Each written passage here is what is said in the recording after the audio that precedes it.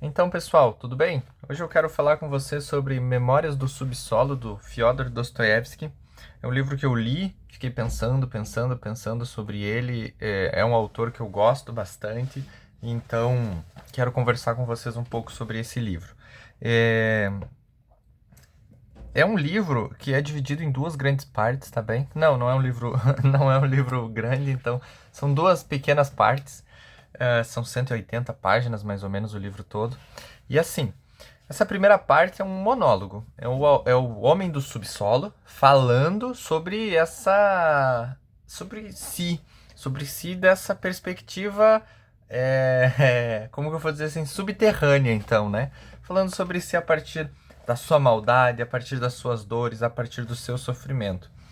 E na segunda parte é ele contando histórias da sua juventude, de 20 anos antes. A primeira parte, então, é sobre o subsolo. Estou dando uma olhada aqui no índice, né?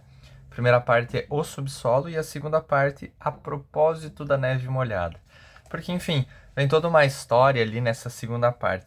Mas a minha reflexão, acredito eu, que é o principal do que, pelo menos para mim, ficou todas as impressões, foi a de que a primeira parte é a concepção teórica dos motivos que levam às situações que ele narra na segunda. Então, para mim, a primeira parte é mais interessante. Eu achei interessante, eu gostei, fiquei curioso para saber o desdobramento dos personagens que ele apresenta na segunda parte. Mas a primeira parte foi a que me prendeu, a que me interessou e a que fez eu ler o livro novamente. Eu já li esse livro quando eu comprei ele, já fazem uns bons anos aí, olha. Esse livro, essa edição que eu tenho é de 2019, hoje a gente está em 24, fazem 5 anos então que eu li o livro. E esse ano eu resolvi reler ele. E a minha ideia também é reler outros textos do Dostoiévski, né? Por exemplo, Noites Brancas, Eterno Marido, e agora aqui olhando para minha coleção, eu já me lembro de vários. Claro, tirando Crime e Castigo, Irmãos Karamazov, O Idiota. Crime e Castigo, inclusive, eu li no início do ano. Muito bom. Quero reler mais uma vez esse ano. Gosto muito desse texto. E Memórias do Subsolo, então essa leitura que eu fiz, foi pensando nessa leitura futura de Crime e Castigo. Por quê? Porque o Homem do Subsolo é como que um protótipo do Raskolnikov. É um protótipo do Raskolnikov, mas sem a redenção ainda. E isso que é o interessante, é o início daquele pensamento de um intelectual avançado que pode inclusive até matar, como a gente vê em Crime e Castigo.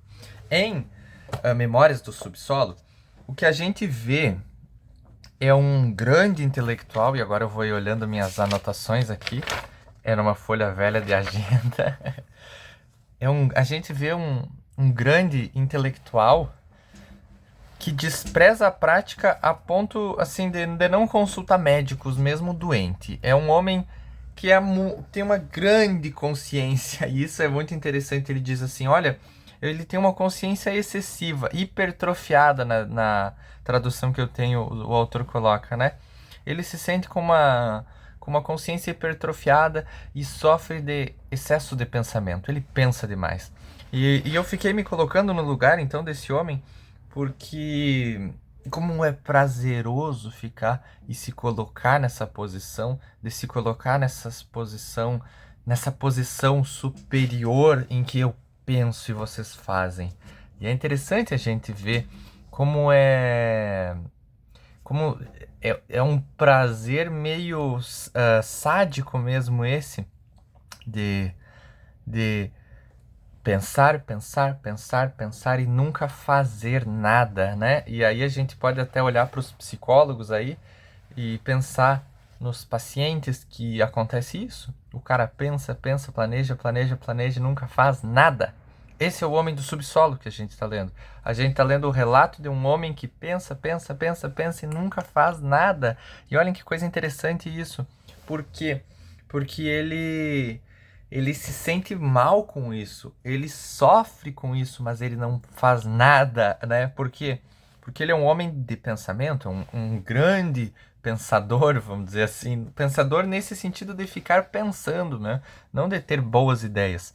E aí Por isso que eu coloco ele como um modelo do Raskolnikov, porque ele se apega, vamos dizer assim, ele se apega à dialética, ele se apega ao pensamento, ele se apega ao raciocínio, e por isso quer desprezar os outros por se tornar, por se entender, por se reconhecer como superior, por ter consciência de tudo. Mas na verdade o que ele faz é só se imobilizar, ele só para, ele só trava. E como eu disse muitas vezes também, vem isso daquele que lê, daquele que estuda, se sentir superior aos outros. E aí então o Homem do Subsolo ele faz uma distinção bem interessante. Ele diz: existem os homens de consciência e os homens práticos. Os homens práticos são aqueles que pegam e fazem. Ah, mas os homens de consciência são aqueles que pensam, que entendem, que se aprofundam e não fazem nada. Então, ele coloca essa distinção e coloca os homens práticos quase como se fossem uns idiotas, porque ele não se sente assim, porque ele não consegue fazer nada. E olhem que tapa de luva, vamos dizer assim, que o Dostoiévski dá no intelectual, na intelectualidade, naquela, naquela coisa assim meio blasé, tomar um vinho no inverno em frente à lareira, sabe? E ao mesmo tempo descrever a sociedade patriarcal e injusta. Porra, sabe? Uh, esse homem do subsolo, ele vem e ele fala, ele esclarece essa, como que eu vou dizer assim, essa contrariedade entre aquele grande pensador, aquele homem que pensa, pensa, pensa, e aquele que faz, e ele escreve isso. E o interessante, o que eu quero dizer com essa brincadeira aí que eu falei, né, é que o homem do subsolo, ele já tá cansado dessas aparências, entende? É isso. E aí ele escreve, ele fala, ele apresenta a insatisfação dele. E ele diz: olha, eu me sinto superior mesmo, entende? Ele não fica se fazendo de um pensador pelos outros. Ele não fica se fazendo como um pensador do proletariado, vamos colocar assim. Não, ele diz: olha, eu sou um pensador e eu sou melhor do que aqueles que fazem, estão me entendendo? Por quê? Porque eu penso e não faço. Não estou dizendo que isso seja interessante, é claro que não, mas eu estou dizendo que ele é honesto, e é isso que assusta um pouco na leitura dessa primeira parte. E é esse o tapa de luva, porque ele está expressando os pensamentos de muitos desses. E ele está expressando o pensamento dessa... O Dostoiévski, na nota introdutória, ele diz assim que ele é o homem do subsolo é um representante das gerações que vivem. Então, ele está expressando esse sentimento daquele intelectual superior que só pensa, entende? E isso é bonito, porque no finalzinho da segunda parte ele vai dizer assim: olha, vocês pensam nisso, vocês agem e gostariam de agir como eu ajo. O homem do subsolo dizendo: mas vocês não têm coragem de viver no extremo dos pensamentos de vocês. Vocês não têm coragem de levar até a última consequência isso que vocês pensam. E essa é a... E claro que não, graças a Deus não levam à última consequência, porque senão seriam todos egoístas, narcisistas, isolados, cada um no seu buraco, como faz esse homem. Mas não, não é assim que se deve viver, vamos dizer assim, né? Claro que não. Então, que bom que não são todos assim, que bom que nem todos levam, mas a ideia desse livro é fazer essa reflexão, é dar esse estalo de consciência e de se perceber: caramba, será que eu sou assim? Será que eu me sinto esse sujeito com uma consciência hipertrofiada? Ai, meu Deus, um grande intelectual, mas que ninguém me reconhece, então eu preciso chamar a atenção de alguma forma. E é isso que esse homem faz na segunda parte, entende? A primeira parte é essa teorização e na segunda parte é ele contando desses grandes feitos dele. E aí ele conta algumas histórias que chegam a ser tragicômicas. Tragicômicas porque é um homem querendo ser reconhecido. E como é feio isso, né?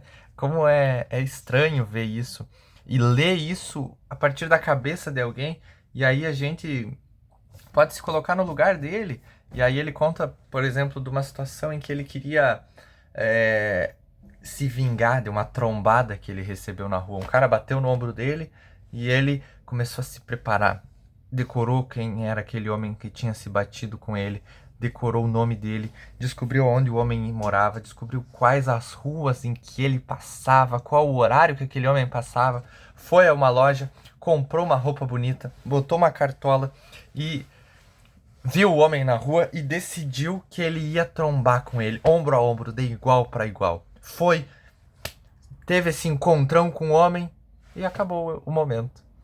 O cara nem olhou para ele, ele viu que, tipo, cara, o que eu fiz? Entende? Então é assim, esse amor próprio, daria para dizer em excesso, né? Amor próprio é um termo que eu tô lendo aqui do Luiz Lavelle, não sei falar o nome do maluco. E ele fala em alguns momentos desse amor próprio do intelectual que quer saber, que quer pensar. E assim, o homem do subterrâneo, ao mesmo tempo em que ele tem esse amor próprio, vamos dizer assim, em excesso, ele reconhece os problemas dos pensadores do seu tempo também.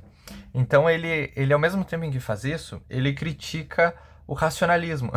Então ao mesmo tempo que ele pensa, ele quer criticar o racionalismo. E aí ele inclusive diz, né, olhem, que a consciência racional, ela quer abarcar tudo.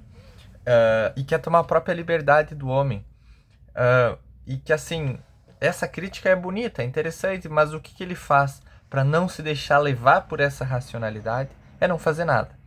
Porque então, se a racionalidade dissesse que ele, para ser feliz, deveria fazer isso, deveria ir no médico, ele não vai no médico, porque ele é livre e ele escolhe o que ele quer fazer. Olhem que sujeito difícil de se conviver, né? Não é por nada que chega no fim da segunda parte e os planos amorosos dele não dão certo. Não é por nada. Então, eu queria só deixar gravada e compartilhar essa minha ideia, essa maneira como eu entendi o livro, porque realmente é um livro que eu gosto muito. É um livro que me fez parar para pensar, entende? É um livro que me tocou nesse sentido assim de se deixar levar pelas ideias, querer ser reconhecido como um grande homem, sabe? Se colocar nessa posição e querer ser reconhecido. E por isso se imobilizar, entendem? Então, foi essa a minha ideia, gravar e agora publicar esse trechinho dessa minha reflexão, desse livro que eu acho que é um dos meus autores favoritos, Dostoiévski. Pretendo trazer mais vídeos aos poucos, assim, sem nenhuma promessa. Não digo que vou falar do próximo desse livro que eu estou lendo aqui, porque eu não sei se estou entendendo alguma coisa. Eu estou anotando, estou estudando, olha aqui, ó. Tá marcado, tá estudado, mas se eu vou conseguir, tem aqui algumas folhas também, né? Se eu vou conseguir explicar algo desse livro, eu não sei. Talvez eu traga. Se não, de algum outro livro que me chamar a atenção, que eu gostar, que eu quiser trazer aqui no canal, eu trago. Tá bem? Obrigado por quem seguiu até aqui, se alguém seguiu, não é mesmo? E fiquem por aí, aguardem os próximos capítulos.